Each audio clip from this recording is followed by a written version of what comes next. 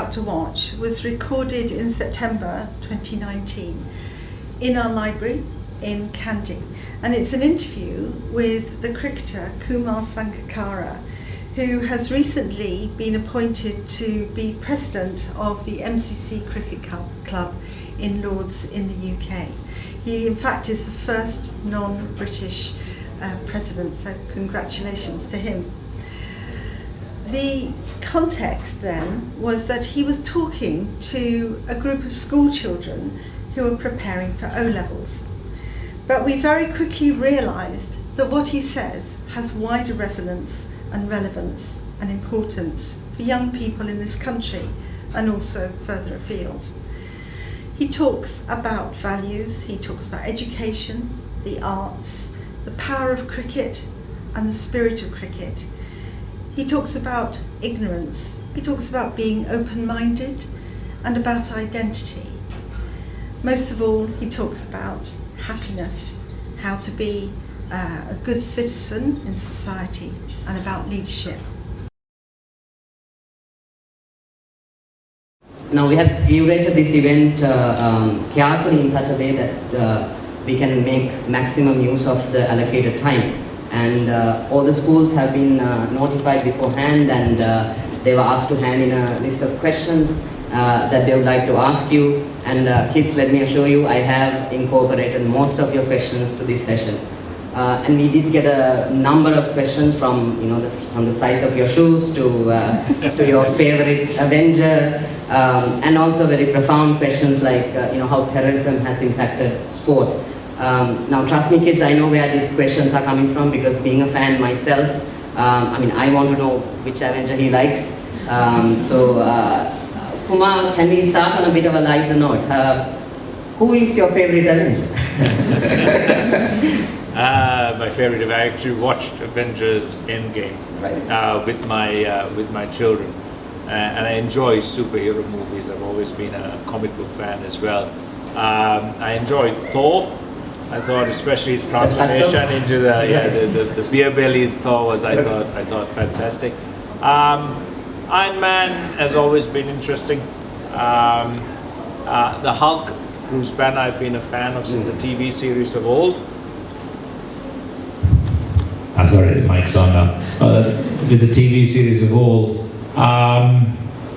But yeah, I would probably go with Thor. I think my children like the Black Widow mostly, but I prefer Thor. I also took the train up here this morning. I haven't been on the train in a long time from Colombo to Kandy. It was a fantastic experience. The only thing is it's slightly delayed because of the rain. And there's a superhero on the train because he was in front of the train sprinkling sand on the track so that the wheels could get more traction. So that actually got me here. I was panicking, thinking, oh my God, it's starting at 10. But luckily it was 9:30. I was informed that maybe I was late and I was just made to feel better. So I don't know, but great to be here. Thank you for having me. Okay. I think you made someone in the audience very happy with that answer. Can you share with us your initial reaction and thoughts when you found out that the extract from your speech has been included in the syllabus? Yeah, it was actually a bit funny because I was at Royal College. I was invited to speak to their cricket team by one of the parents who was helping out, and he used to be a very close friend of mine. And I was there, and one of the masters kept asking me this question about the Lahore attack, and I was wondering, why are you just asking me on and on about this? And I said, oh, okay, and I answered a few questions. I was actually getting a little bit annoyed at one time, and I was like thinking, and then he said, no, it's for the O-level syllabus, and I was like, what does this have to do with, what does one have to do with the other? And I was confused. So I went home and I told my wife also, there's this funny thing about this Lahore attack, and they were talking about an O-level syllabus, and so I really didn't know that it was part of it. So it was later on that one of our friends' children actually came and said, oh, no, actually that's because it's been included as part of the English literature syllabus. So I was surprised, shocked, pleasantly surprised later on, but at first I thought it was a joke that was being played on me, and I didn't take it seriously. It's under the pros section. Under the pros section. So yeah, then later on I found that it was true. Yeah, so it was at the start I didn't quite believe it. Now you have studied English literature for your A-levels. Now in the Sri Lankan education system where STEM subjects are valorized over humanities, what are your thoughts about the study of English literature, and did it change your outlook on life? Yeah, well, it's a funny thing, isn't it? Studying English literature as a subject and being open to literature of any sort, and culture and the arts as a part of your daily life, I think are two different things. How it conditions you to actually study for an exam as opposed to as how it develops your character as an individual, how it develops your sensibilities, your sensitivities, your outlook on life, on each other, and it's I always think that it should be just a part of your life rather than being part of your academic year or as a subject. I think in the education system in Sri Lanka, what really is lacking is a value-based education method, not exactly a syllabus, but lessons in life, in human rights, in equality, in respect, that I think is much needed in today's world, and the arts are a great part of that. And I think it's great that there are children today and in the past who have embraced literature, embraced the arts, and it doesn't have to be English literature. It could be of arts of any sort, anything that actually opens your mind and makes you think, makes you imagine, create, recreate, and not just live through others' experiences and others' eyes and words, but also be able to then put your own thoughts down in a manner that actually communicates to others what you feel, what you think the world should be, and the ways and methods of making things better, of relating experiences in a manner that moves people. So I think it's a subject that needs more development, more time spent, and for it to really transcend the petty limitations that we keep putting on ourselves, upon ourselves, as limiting it to a time period, limiting it to a certain section of students who actually take it up, and really make it an intense part of growing up, of developing, and of finally being a part of who you are as a person. I think that should be the ultimate evolution of literature and the arts in terms of how it ties up with an individual's life. When it comes to like genres of literature, do you have a preference between novel, poetry, drama? I'm sorry. Poetry was never one of my favorites, okay, but I will try and read the protestology you said. No, but I was exposed to literature from a very young age, especially with my parents. Both my parents, they live in Kandy still, and my father used to toss me a book at the start of the week and said, finish it by Friday and I'll ask you questions on Friday. And then he used to try and teach me Latin and British history on Tuesdays and Thursdays, which I hated. So I had this. I was forced to start reading, and from a very early age, I used to love Russian literature. So from Tolstoy to Gogol to Gorky, all of these books, Pushkin, again, got into it hesitantly, but all of these books that were thrown at me and I had to read, and I actually suddenly, to my horror, started enjoying reading and enjoying, all the things that started leaping out at me from the pages. And I still remember my sister, she lives in Los Angeles, and she was telling her children stories about Baba Yaga. If you read Gorky and you remember Baba Yaga, she's a demon, the witch, lives in the lives in the forest on this hut with a chicken's leg, I think, as the base. So it is wonderful things that we keep reliving and we try and pass on to our children. And I try and get my children to read, and they read a lot, luckily, but if I ever introduce some of the books I used to read, they always say, I can't read Old English, it's just, it's too complicated, I'll get to it when I'm older. So I used to love Oscar Wilde. I used to love the short stories, the plays, the novels. I just picked an author, and if there are works by him or her that I loved, I would stick with it and I would explore all the genres that they were a part of. So, yeah, it's never settled on really one thing. Right. Now, getting to your speech, you said that cricket is a game that brings a nation to a standstill. A sport so powerful, it is capable of transcending war and politics. Now, you also speak of the unifying effect the '96 World Cup had on Sri Lanka. Would you like to elaborate a bit on that statement, and why do you think that cricket is something more than a sport for us Sri Lanka? Yeah, it's almost ironic, isn't it? It's one of the most highly politicized institutions currently in Sri Lanka, the cricket board.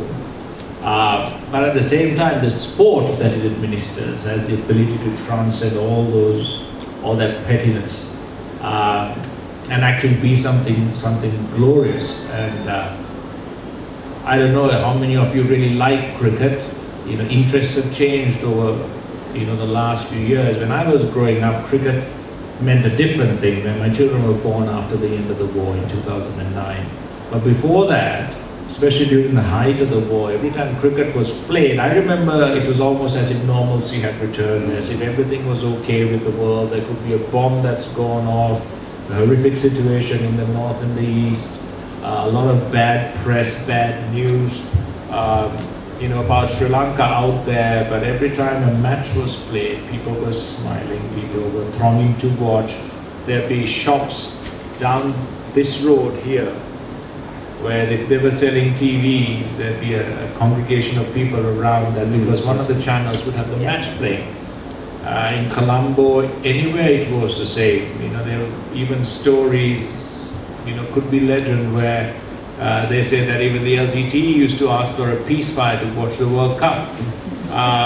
So cricket seems this anomaly where this idiosyncratic sport, that we all loved with a passion, introduced by our colonial masters of the time, but we've somehow managed to embrace it as our own, we kind of stamp it with our own brand of Sri Lankanness, and it just brought everyone together, and everyone was joyful and smiling, whether you lost or won. Of course, you had the criticism, you had the good days and the bad days, but there was never one moment where when you played in the national side, or among the supporters, while watching, that there was division. There was no glaring analysis of which ethnicity you belong to, which religion, with caste, creed, where you came from, what your educational background was, whether you were rich, poor. No one really asked these questions. No one cared.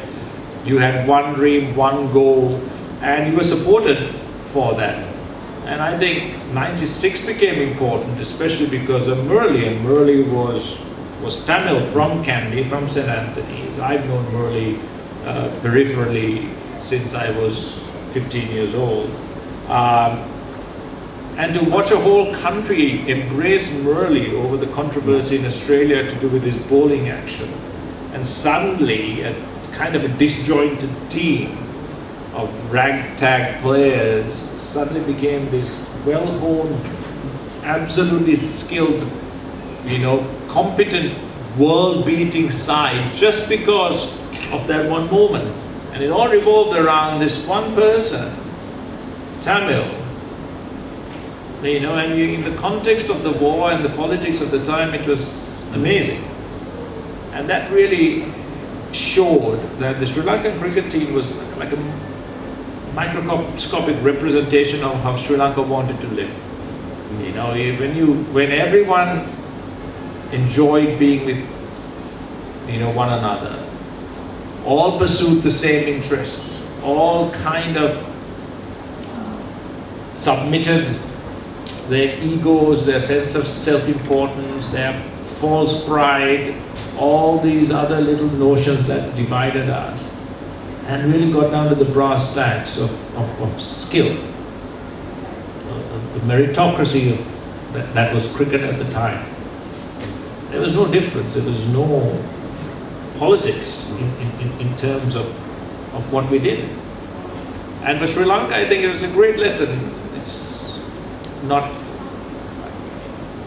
we don't learn a lot every day, you know, sometimes the greatest lessons pass us by. But actually for me, it was a great eye-opener. And for a lot of us in cricket and in life, our parents, our families, I thought that was a great example of what our country can be. And we're still struggling from you know, for the past 71 years to find our own identity of Sri Lankanness, rather than finding little bits and pieces of us that make up that whole. We really need to be able to look at each other, see why, you know, how glorious our differences are, but at the same time understand that those differences are exactly the reason why we're Sri Lankan, and why we need to celebrate one nationality, you know, one country, one identity, you know, and have all those little pieces that make it up, enjoy all those little pieces that make it up, appreciate that in one another, you know, open your hearts, open your minds. And this is what I thought the cricket team really kind of showed us. So that's why I think this sport is very special around the world. Cricket, if you notice, cricket, it's underpinned by what you call the spirit of cricket. It's an abstract thing, you know, has no form. It's a preamble to the laws of the game. But the spirit of cricket it's like a guide.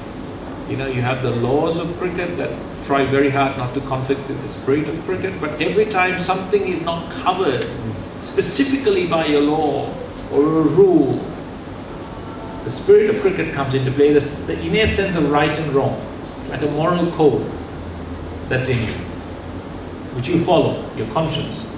So in cricket, it's a very unique thing, and it's very much like real life is, because sometimes when there is no one to really guide you as to, or to tell you, or to define something as right or wrong, something inside you takes over, and you get this little voice telling you what it is.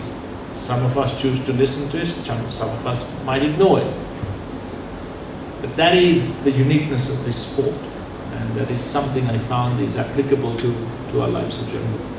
Thank you. Getting to the speech, I think all of us has some memory of what transpired on the 3rd of March 2009.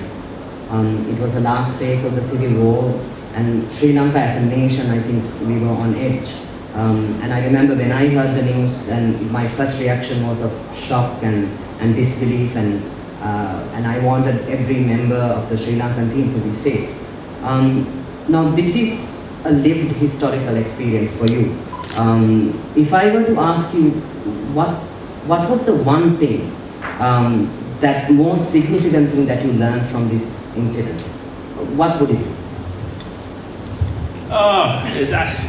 I'm not really sure whether, see, you get life-changing moments.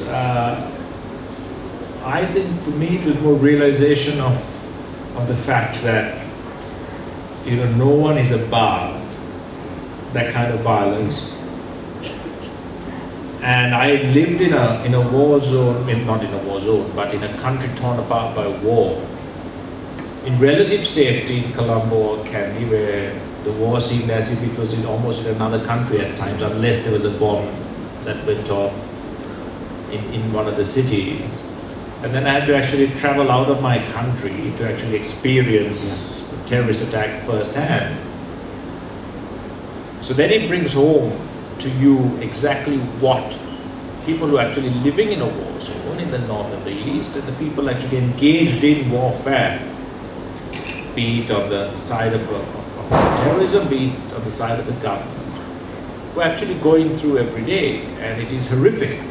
And I had to go through that for a few minutes and came out with just a few scratches and scrapes and shrapnel. We had only one person who was very seriously injured, and he was back playing cricket in a month and a half. But imagine the scores of lives that are broken, the deaths on every side. And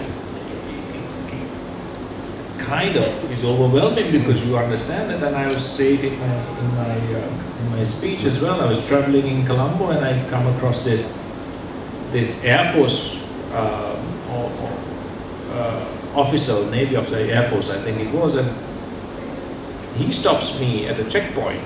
Checkpoint is a very terrible thing to be on duty at, because if you do your job properly, chances are that you will die, because if you stop a vehicle that is laden with explosives or a suicide bomber, chances are they'll explode the device and take a lot of people who are in the immediate vicinity with them. So this officer stops me and says, recognized me and said, "Oh my God, thank God you're okay. We were so scared and we were so upset and saddened by what happened to you." And I was shocked, because this is someone who lives it every day. Who's here for a short while, sent to the war front, might not be back to be with his family at all. And to have him say this to me is really humbling. And I said, "Listen, actually, you guys are the real heroes. You do this for a living. This is what you do every day for our sakes. Why are you so?" He says, "No. See, this is my job. This is my contract. My life is for you guys, but you guys are heroes. You guys are not supposed to go through this." And that was really shocking for someone like that to say that to me. And I had a friend of mine, Major Hamid, who was a commando. And I remember him. He was in the Kandy General Hospital during the height of the war, at one time injured in an artillery attack. And he was being treated for his wounds while his wife was giving birth in the maternity ward to their first child. So I had friends, and then you hear of the civilians who are caught, between the devil and the deep blue sea in war zones. So it really puts into perspective, what was happening in Sri Lanka. And that it didn't matter whether you lived, which part of the country you lived in, whether it was in the deep south, in the center, or in the north and the east, that it is an inescapable part of life, and you have to be a participant in the fact that your country is engaged in a terrible conflict, and not to try and see what the solutions are, what the options are, to empathize, to be compassionate, and to be sensitive to all sides, not just to your individual self, to your immediate friends and family, but to the larger Sri Lankan population, and to your country. So it's I'm not sure whether it was one single lesson that I learned. I'm not sure whether I thought, "Oh my God, life is short and I need to live my life better or differently." I don't know whether that was the lesson. But it was indeed a moment during and after and since that's really kind of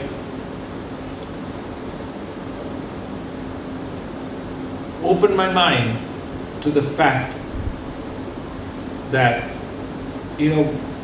what it means, to be a willing or unwilling participant in something like war, in something like terror, in violence. And I still don't understand or comprehend what drives people to commit acts of violence or terrorism, and so on and so forth. But I think you become a little bit more sensitive to ground realities in terms of war and conflict. Is it difficult to revisit the incident, or? No, that maybe it was a part of everyday reading and everyday television and everyday experience of violence and what happened. The JVP insurgency, then of course the war, And whether seeing something and reading about it every day made it seem like, oh, it's just another day at the office kind of, this is what life is like. So I don't know. But it's definitely not difficult for me to revisit it or explain it. Actually, even I talk about it, the thoughts that run through your head, it's not one of terror or sometimes or panic. Sometimes even humorous thoughts go. I was telling you about Taranga Patnavitana, the opener, who on his debut tour, And the terrible tour. he scored a duck, gets run out in the second innings, and then gets shot. And in my head I was thinking, that has to be the worst tour a cricketer can ever imagine, because you've had a duck, a run out, and now you're dead. So these kinds of thoughts run through your head, and it's probably how we are wired. I don't know, but it was never your life flashing past you in slow motion, and nothing of that sort to me. And Murli was at the back, and he had a wicket keeper, and you can see Prasanna Jayawardene right there, and he was praying. He was a strong Catholic, and he was praying, and Murli couldn't understand what he was mumbling, so he said, "What are you doing?" He said, "I'm praying." And he said, Murli's retort was, "Shut up and keep your head down. That's probably better for you." So, there's little things like that you hear. And we were taken to the Pakistan Air Force camp, and we had wait 8 hours for the Sri Lankan Airlines flight to come and take us home. And 6 of us spent those 8 hours playing poker, because Murli and I were sharing the room. We had a knock on the door. Ajant the Mendes, who's just retired from cricket, comes in, head in a bandage, he had shrapnel in his scalp, arm in a sling because he had shrapnel down one arm, a pack of cards and the poker chips in the other, and said, 8 hours, come on, let's just go play poker. So we played cards for 8 hours. And that was within 3 hours of the attack. So maybe they were coping mechanisms. I don't know, but one thing is for certain, we were all back together playing cricket. And Thiran Samaraveera was injured. He had a hole about that big through the back of his leg, but he got shot and the bullet lodged near his knee. Extremely lucky, no injury to a major muscle, artery or bone. Could have killed him, it could have been the end of his cricketing career. His first match back, I think he scored a century. So maybe it's the fact that we're Sri Lankan, we've lived through so much, we're resilient, and we're taught to be, bounce back from whatever, So it could be a combination of factors.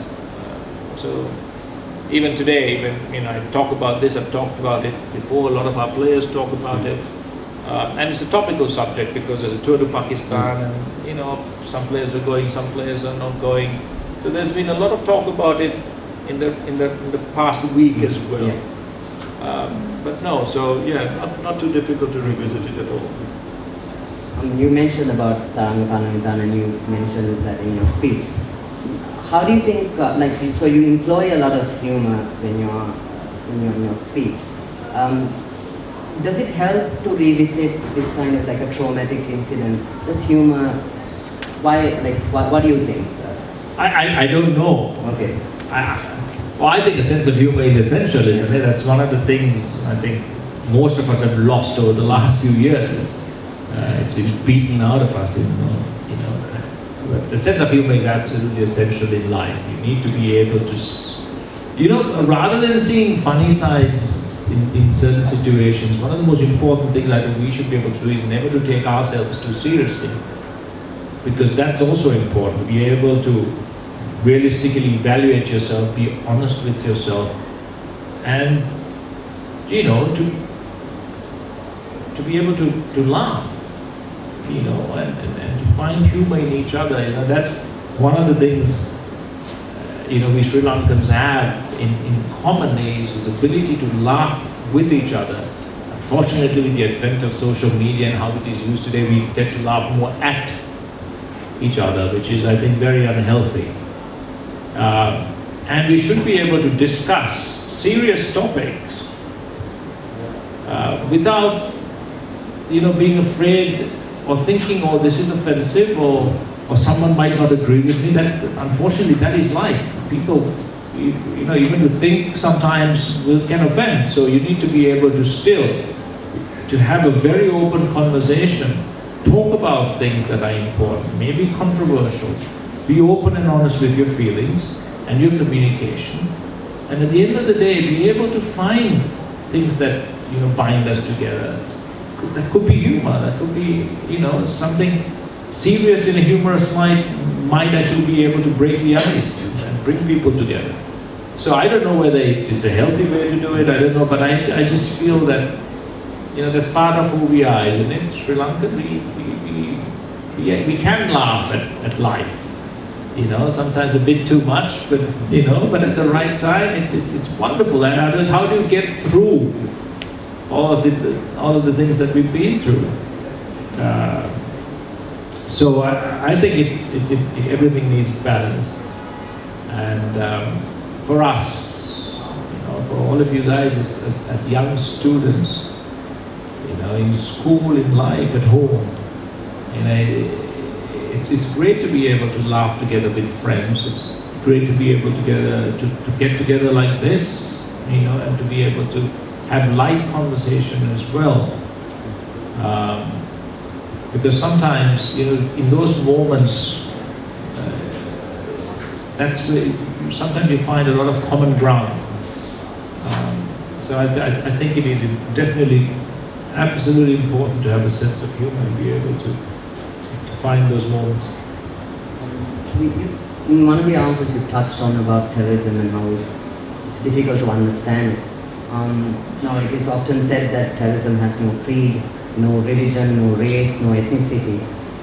How can we understand what terrorism is, or what is your understanding of terrorism? Well, it's many-formed, isn't it? There's terrorism that's very overt in terms of what you see, guns in hand, explosions everywhere, for land, for religion over centuries and centuries, various religions.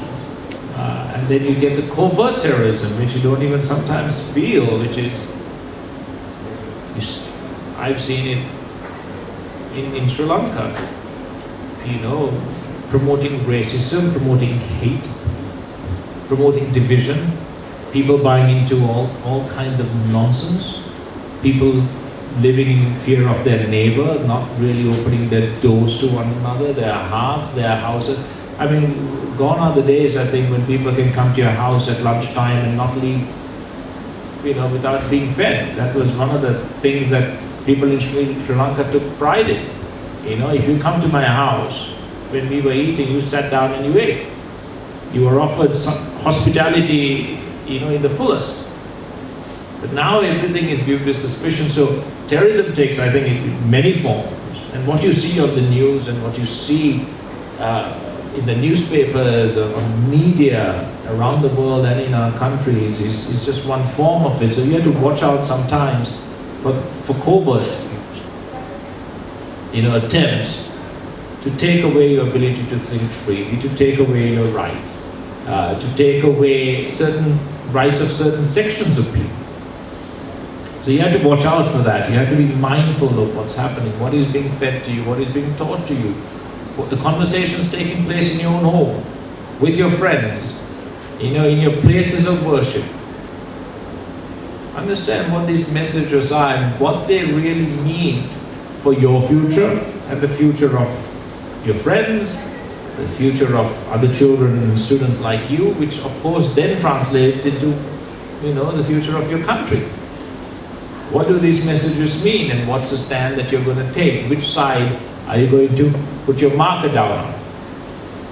Because if you are independent, and if you're free thinking, and if you have great, solid, positive values that underpin your life, you will be able to understand what those messages mean. You won't be manipulated. You won't be part of the mob. So, it's very easy to deal with things that are directly in front of you. It's very difficult to deal with things that are fed to us, drip-fed to us very, very slowly, in a very manipulative way, almost without us noticing. And suddenly you find that it's become part of your thinking, a part of your character, part of who you are. So try and understand both. What's in the world today. And make good decisions, informed decisions. And don't be afraid to ask questions and to stand your ground for what you think is right. Now, since safety is becoming a concern again, like you said before, it's topical now. Why do you think terrorists are targeting sport? Well, it's a sport, like I said, it's something that's amazing, isn't it? You take the Olympics, you take cricket for us in Sri Lanka, it transcends all these barriers, it transcends all the labels, all the barriers, all the divisions that everyone wants to be put in place for their advantage, political and otherwise. So what better thing to attack and break down than that one thing? That brings us all together. That brings us all together, that unites. Sport unites. I mean, post-conflict in Sri Lanka, sport has become one of the most powerful tools for reconciliation. We used to run, I'm part of a foundation called the Foundation of Goodness. This is our 20th year in operation. And we've gone to the north and the east from the day the war stopped, every month from 2009 to now. And we used to play this tournament called the Murali Harmony Cup. We built 4 cricket grounds. We took 23 cricket teams, 16 cricket teams from the rest of the island. From Trinity went the first year. We had other schools from Kandy, St. Anthony's I think participated, in Anand and Naland, the Royal College, Richmond, St. Thomas's, St. Peter's, all the we hosted them in the north and the east, and we played against combined schools, Jaffna, the combined North Central Province, combined Eastern Province schools. And how these children came together after 28 years of war, and how they got on, and how they made friends, and how they played cricket, which is amazing to see. So can you imagine breaking that down, attacking that cornerstone of unity? So I don't find it strange at all. I think, from Munich and before and to now, this is one aspect that really hits at the heart of us as people. Where the one place where you expect it to be, united, it to be a celebration of the skill, the greatness of the human spirit and the body. And if you can break that down and have that and stop that from happening, terrorism wins in a large way. And that is why sport should continue to rise beyond politics, beyond division, beyond terrorism, and continue to thrive, because it is an important message, not just to the terrorists, forget that, but an important message to everyone else of how to stand your ground. So sport going beyond all these boundaries. I think one moment of that was clearly exemplified. The spirit of cricket was exemplified in the '96 World Cup, when several nations refused to come and play here for safety concerns. And we had Pakistan and India sending a joint team here, which kind of displayed that solidarity and brotherhood that existed in this region. And I think in 2017, the Sri Lankan team returned to the Gaddafi Stadium. What did you think of that when that happened? I think it was fantastic.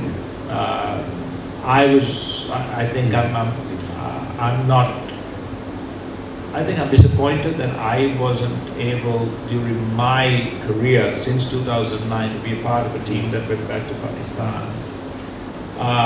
And it's hugely significant now. We have Imran Khan, after 23 years of struggle, who's become the Prime Minister of Pakistan. We have a tour that's been allocated, and I of course understand the reservations, players' families, and Sri Lanka as a country, and the administration at the Sri Lanka Cricket Board will have in terms of security. So you have these processes of independent security assessments that are being done, and once those security methods are finalized to everyone's satisfaction, then tours go ahead. Of course, there were a lot of other cricketing nations that have toured Pakistan and a lot that have not. So I understand the decisions being taken tour by tour, try to minimize the period of time that you do spend, because cricket is not just about going to the ground and playing, it's also about a large amount of time. So if you are confined to hotels and unable to move about freely, it actually can impact upon the quality of play. So I do understand that long tours of 4 to 6 weeks to Pakistan at a stretch might not be possible in terms. But I do understand that if the security measures that are assured by the government of Pakistan are satisfactory to the Sri Lankan government, the cricket board and the players, then of course there is no barrier to tour. There are a lot of Pakistani players, including Babar Azam. I don't know if you know Babar Azam. He's one of the best batsmen in the world today, young player. I don't think he's played a single test match, or maybe even a one-day match, in front of his home crowd, in his home country. And you know, that is extremely sad and disappointing. So this message is an important one. I'm not sure what the arrangements are. I haven't been first-hand privy in terms of what the arrangements have been. The MCC, of course, we've had our meeting, the World Cricket Committee meeting this year at Lord's, and one of the things we discussed was to take an MCC team to Pakistan as a show of solidarity and support to Pakistan, as of course to say that cricket, you know, we're here to play cricket. We're not here to dabble in politics. We're here to spread that message and to take cricket back to Pakistan. So even for us, security arrangements are a vital part of it. So we are in the initial process of exploring the security arrangements. We have independent security assessors going in. We have assurances that are being put in place by the Pakistani administration as well. And hopefully if all of them fall into place, I look forward to going back as well. That would be a very emotional return. I think it will be an emotional return, I think, for Pakistan, the people as well. I mean, the Pakistan Super League, which I've been a part, have now taken a few of their matches, or quite a lot actually, especially this year, from their headquarters in the UAE, in Dubai and Abu Dhabi and Sharjah, back to Pakistan. So a lot of players have gone back and played for very short periods, almost 2 to 3 days at a time. But at least that's a start. And whatever happens with the Sri Lankan tour, I hope security is 100%. But security can never be perfect. It can be as excellent as possible. Anywhere in the world, that is the case. And that is not just something that is unique to Pakistan. You're absolutely right. I hope that if and when this tour goes ahead, I think it'd be a great statement in terms of just what you said, the ability of sport to transcend. So looking back at your record-breaking international cricket career, now 10 years on from the incident and 8 years from the speech, is there anything that you would like to change if you were given the chance? Probably make my speech a little bit shorter, because I saw a few people nodding off at about the 40th minute of it. No, I mean, it's a funny thing, because when I was first invited to deliver the lecture, I refused. Christopher Martin Jenkins, the late Christopher Martin Jenkins, unfortunately passed away. I said no, I have no chances. I'm going to be in the middle of a tour, speaking in front of, I thought it was going to be 100 die-hard, or cricket fans who come and listen, and on the day, I think there was about 700 or something like that. So I refused. Then Christopher Martin Jenkins, if you ever met him, is a very hard man to say no to. So he kept pushing, and I ultimately said yes, and actually finished the last paragraph about half an hour before I left to actually deliver the lecture. So it was kind of a nerve-wracking moment. So not a lot, definitely not that I would change at all. Definitely not the last paragraph, right? Definitely not the last paragraph, or maybe there were certain, I could have probably made it 5 minutes shorter, maybe, I don't know. But no. Right.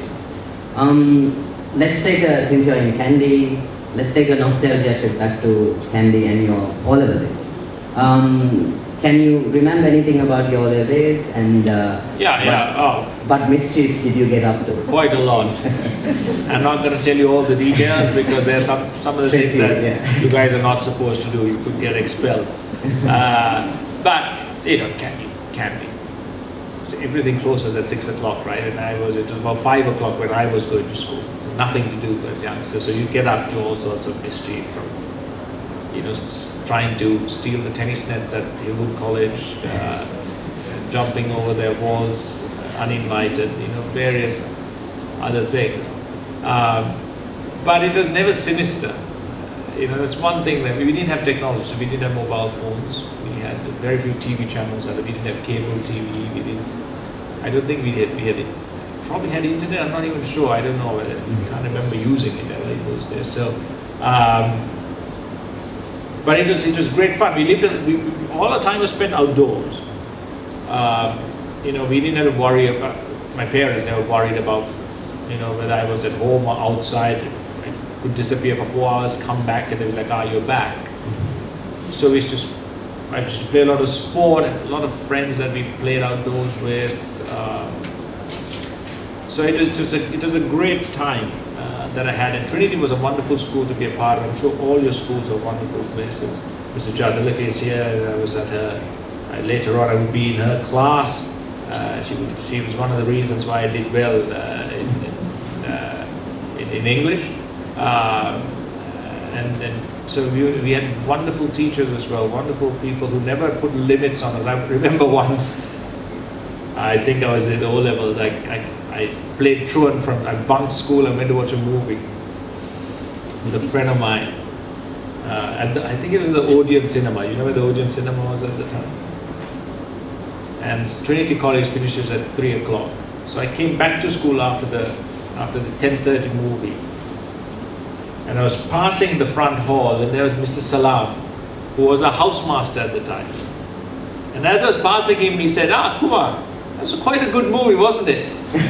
So he had also been watching the movie at the same time. He had seen me and two of my friends in our school whites as well.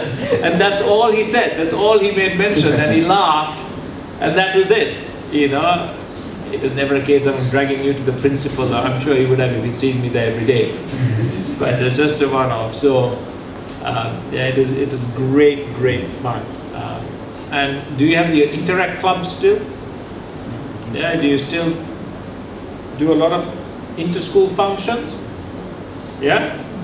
Yeah, so, inter-school functions were great, especially for us, because that's one of the ways you could meet girls at Trinity. And it was great because, I met Yahali, my wife, when I was 17, so not through an Interact function, but that was one way we could see each other when school was on. So, yeah, Interact clubs are very, very good.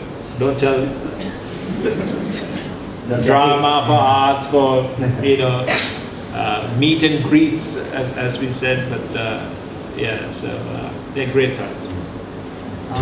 So the final question that I'm going to ask you is something that most of the students had sent us, is about how difficult the O-level exam is and how to face the O-level exam.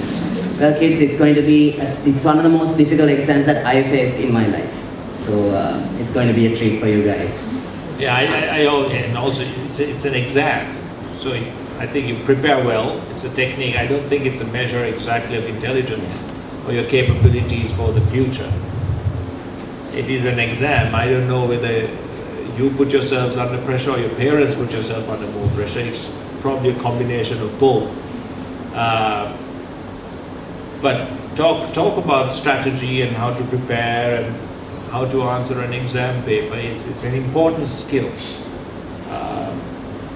Because you might know facts, you might know the data, but how to put it down in a manner that gets you where you want to get to is also important. But life goes on, right? So this is just one step, an important step for you guys, but it's not going to be the end of the world. And if you actually put so much pressure on yourself that you actually freeze, it's not going to be healthy for you. And today in the modern world, your options are so many, and your worth is definitely not judged on the result of one exam. But having said that, work hard, enjoy the hard work, and enjoy sitting through the exam, and enjoy the relief that once you're through, you're through. Hopefully through, because I hope none of you want to repeat it. I certainly don't. But you know, you face similar and greater challenges as life goes on, and this is just the first step. This is the preparation. So meet that challenge, surmount it, win it, and then you can move on to your A-levels. Unfortunately, one more exam to go before you leave school, which is definitely a more important one. So don't burn yourself out with your O-levels. Leave some space and energy for your A-levels as well. Shall we open the floor maybe to some questions? So sorry, just on that way, I'll tell you something. Just recount one thing. You know, exams, right? So when after the Lahore attack, we were sent a Swami from this institute called the Art of Living, and he was doing breathing exercises for us to get over stress. And one day he asked us a question about, when are you going to be happy? So does someone know, are you happy? When are you going to be happy? And then he said, you know, the funny thing is everyone thinks they're going to be happy at some stage. So once you do your O-levels, you think you're going to be happy. But then you have your A-levels. You think, do that, you're happy, your parents are happy. No, it's a university. Or get a qualification. Happy? No, you've got to find a job. Then of course in Sri Lanka, if you're in your early 20s, especially if you're a girl, your parents think, oh my God, what are you doing at home? You need to get married, forget the job, right? Or, you know, these are things that, you know, you put under pressure, find a job, you're happy. So when are you going to be happy? And the answer was, happy now. You'll be happy in the moment that you're in. And that's a great lesson I learned. You know, without putting it off until you achieve something, until you get there, till you get to the next milestone. You've got to enjoy the journey, you've got to enjoy every moment as well. So when you're in that present, when you're here now, when you're doing something, enjoy it, give it 100%. Whether you're watching TV, you're studying for an exam, whether you're playing a sport, whether you're having a conversation with someone, give it all your attention and be happy in that moment. Because I think that's really something that will help you get over things like the O-levels and still be smiling on the other side. Sorry, questions? yeah, right. So from the Good Shepherd corner, we have a question. Maybe I'll. All right.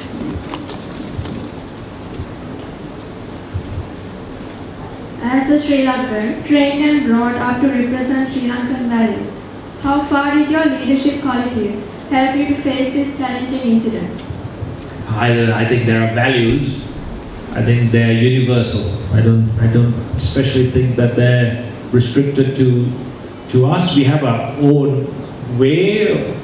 We have our own traditions, customs, but I think today values are universal. They're not for everyone, open to anyone, everyone, and it should be a part of us. So leadership qualities, how far it went to becoming what I am. Is that your question?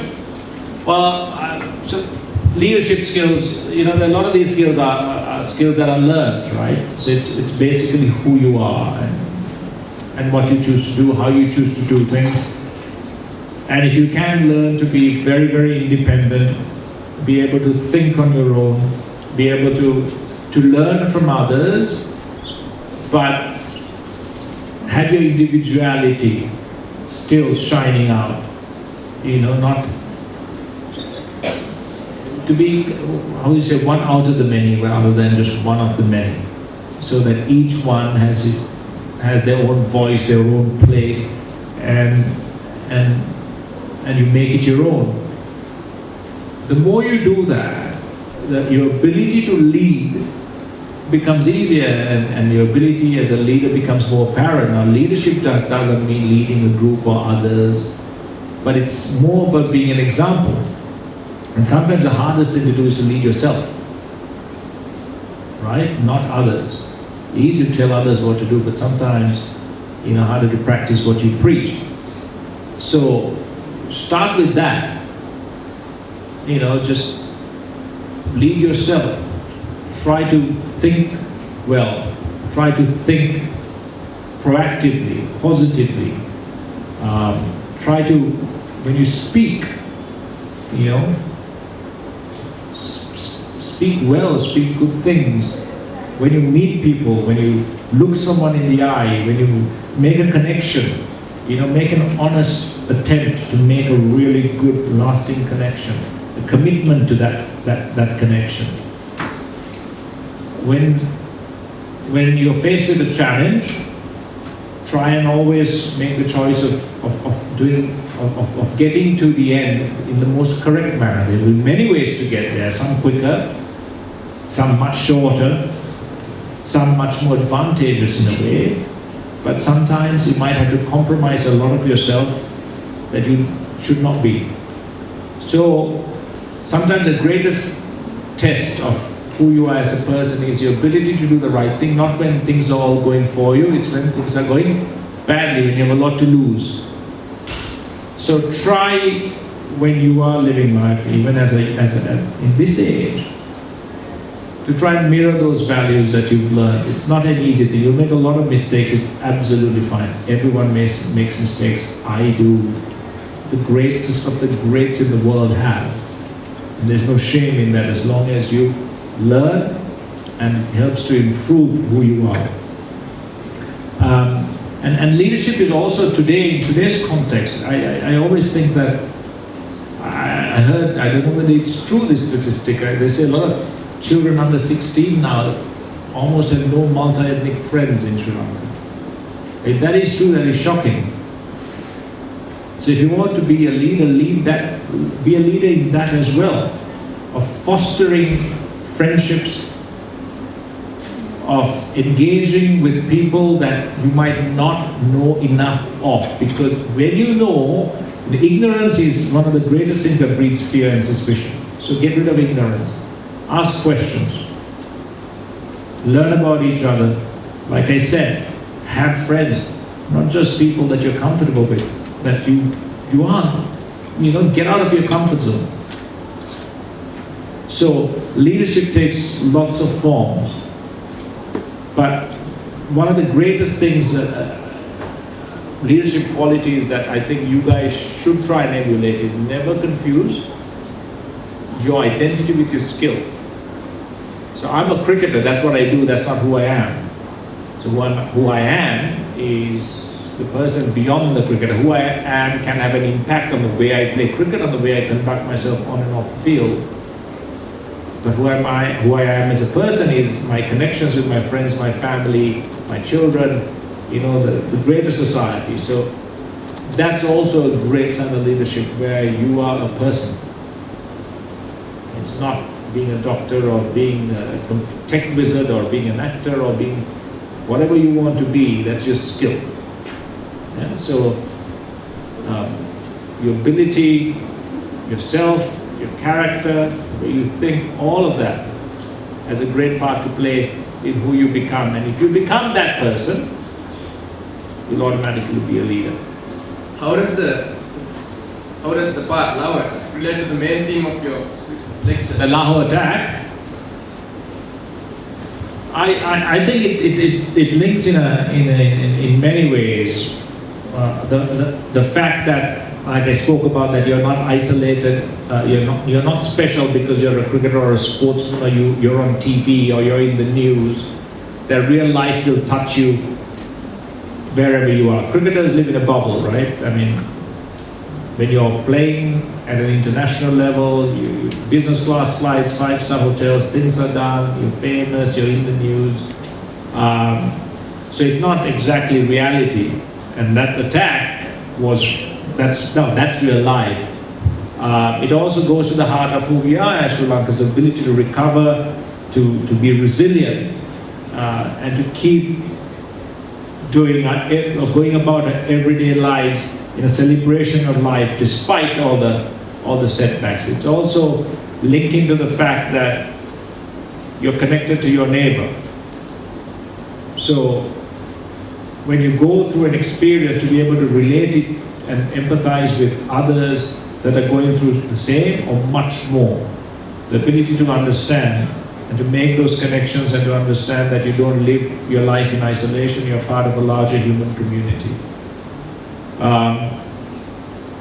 It is also, in a way, to drive home the fact that, life does recover and people do go on from tragedy. That is an important part of being human, the ability to do that. And also it's a celebration of sport and our Sri Lankanness, because cricket still is fighting to transcend that one incident that happened in 2009, even today, by trying to go back to Pakistan, to the place where this happened, and to be able to play cricket and to kind of dissipate that fear and to have cricket taken back to Pakistan for so many Pakistani players and supporters to have joy and have that feeling that life is all right.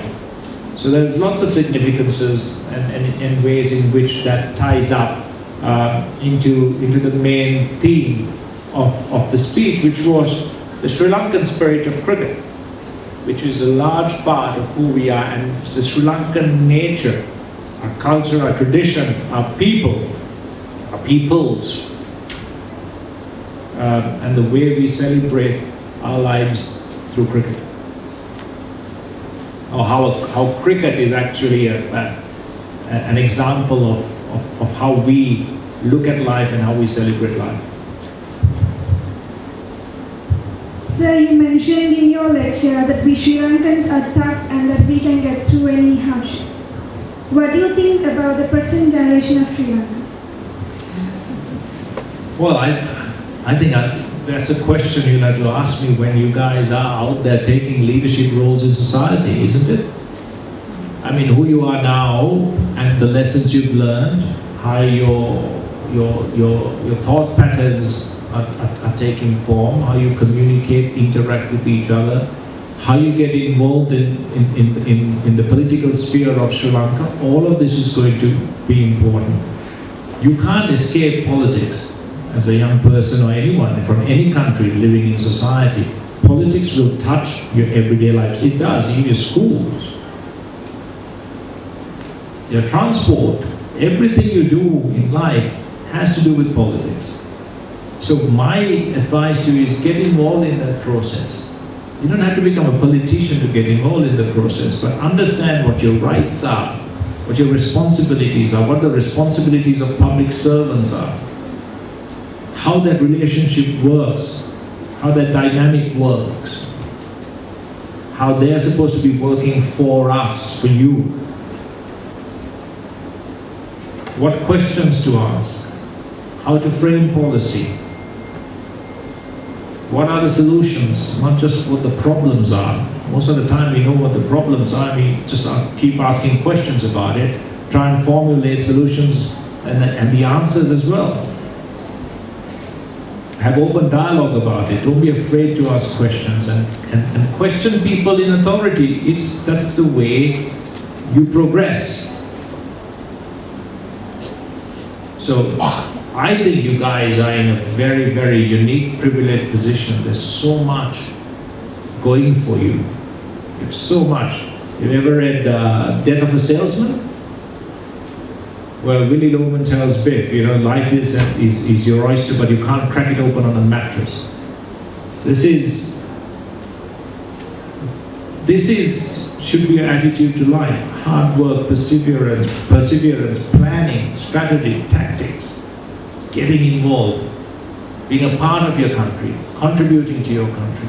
From within the country, from without the country, it doesn't matter, either way. So take part. Right? And I think you guys can really change lives. You might not be able to change the world, but change lives, because the more lives you change, those lives might one day change the world for you. Right? And start by changing your lives, your ideals, your limitations. Take all of those barriers out. Start now. the great cross-section of Sri Lankan society right here in this room. Spend some time after today talking to each other and then working beyond just this Lahore attack and the O-levels and all of that. Start having a conversation about a larger future for you guys as well. And start small with this group. Could be a great example for the rest of the country, how barriers can be broken and how new ideas can take hold. So I think you guys will do very well. Did you think of your role as the captain of the team at that time, or did you react as any human who would face such a situation? Thank you.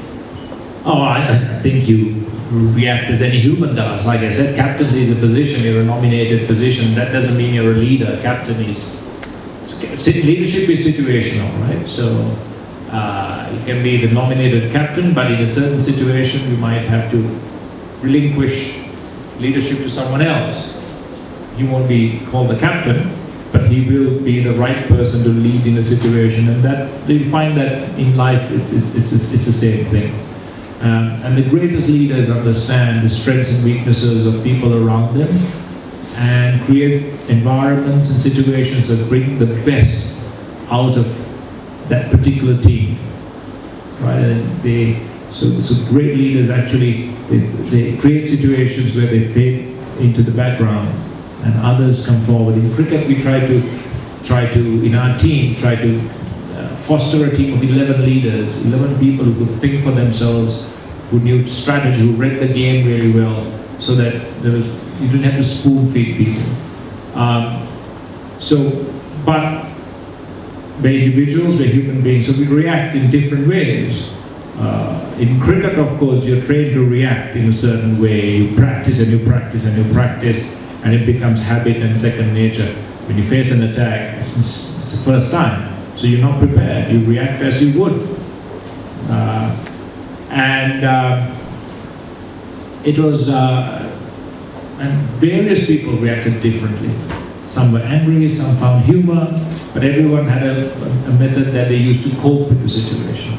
And coming back, and I think the seriousness of it was when we actually came back and met our families. And that's when, because they didn't know what was happening and they seemed even more upset and shaken than we were. So you understand how it works. Sometimes when you're going through something and your coping methods are strong and you have that support around you, it's easier to get through. But I definitely reacted as a normal person.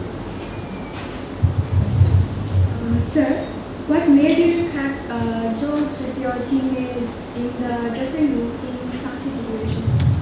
Like I said, coping mechanism. The humor was one way we could get through it. Within 10 minutes of the attack, there were a few angry arguments going on, a few fingers flagged, but then very soon the jokes came out, and we were back to, not making light of the situation, but trying to get everyone's minds a bit more relaxed, a lot of the tension and stress out of our bodies, and to really focus on the fact that, of course, if someone had died, it would have been a lot more difficult. But the fact that we were okay and we were so lucky and fortunate to be able to, get on with life, and to see that bright side as well. So I think it was just us being us. And I hope none of you have to go through that situation again, but you'll find that you'll react in various ways. There's probably no right or wrong way. But you do need a good support structure to come back to, so that your recovery, emotional recovery beyond just that moment can continue and everyone can heal. And sometimes it takes years, and in Sri Lanka you see that in the north and the east, in people returning from battlefield, you see those scars can last a lifetime. The only thing we've got to be a little bit careful of is passing on those scars and projecting onto other generations as well. You have to be very careful of that, because if you want history to not repeat itself, we must also ensure that the life lessons we teach others are positive and forward thinking and progressive. Sir, you had a very successful life career. You won the Best Actor award at the inter-house drama competition. You were the head prefect of Paid 4A's at your GCE AILS examination, captained the national cricket team, and won many national and international awards. You held the distinction to be only Sri Lankan to deliver the lecture at Lord's. Soon you will be the president of MCC. How would you account for your success? I have no idea. I won't be able to give you a blow-by-blow explanation as to how all that happened, but it's a series of events, so one leads on to the other. Sometimes good, sometimes bad. You have disappointments along the way. That doesn't come into the list. All the times you try and fail, and all the times you've had disappointments, you've made the wrong decisions, you've done the wrong thing. But that's the beauty of life. Sometimes you're in the privileged position of being praised, and everyone seems to think that all these things just happen, and it happens in a very easy way, and then life's all rosy and successful. It's not. Your life is very different. You'll have great achievements along the way, but you'll have moments of regret, sadness, failure along the way. But you've got to take the whole mixed bag and try and make the best of it. And that's why school and what you're doing here is so important. It prepares you for that environment at home, the lessons you learn from your parents, from your teachers, your friends. I used to be asked when I was a young kid, and I say this a lot when I speak to rooms like this. I was asked, who are your icons, your role models? And I used to talk about Mahatma Gandhi, Muhammad Ali, this one, that one, Nelson Mandela, people I've never met, I've seen on TV or read their biographies or autobiographies or seen documentaries on TV. And you hardly learn a lot from them though. The biggest lessons you learn are from your parents at home, your siblings, your teachers, your friends. They're your real role models, because they're the ones you interact with every day, and they're the ones you know most intimately, and they know you intimately. And those exchanges are what really forms you. You'll be inspired by them, you'll be inspired by world figures. The real role models, if you look, are closer to home. So it becomes really important to be able to prepare well, to learn those lessons, have that great base, that foundation, that good moral compass that lets you do the right thing, and then you'll be able to deal with both disappointment and success, make the right decisions, and then try and make the best of your lives. Unfortunately, I think that's all the time we have. And I hope that we were able to incorporate most of your questions into this session. About the shoe size, maybe 9? I'm about a 43. Okay, that's it. Right, there. European 43. So, thank you guys for coming, and I think thank you, Kumar, for this wonderful morning. Usual Kandy rainy morning. Less rain here. Okay. When I woke up at 5 in the morning in Colombo, it was pelting down. This is nothing compared to what it was. So I'd like to. I hope you guys got valuable insight into what's behind the text, and also obviously I think a little bit more than that.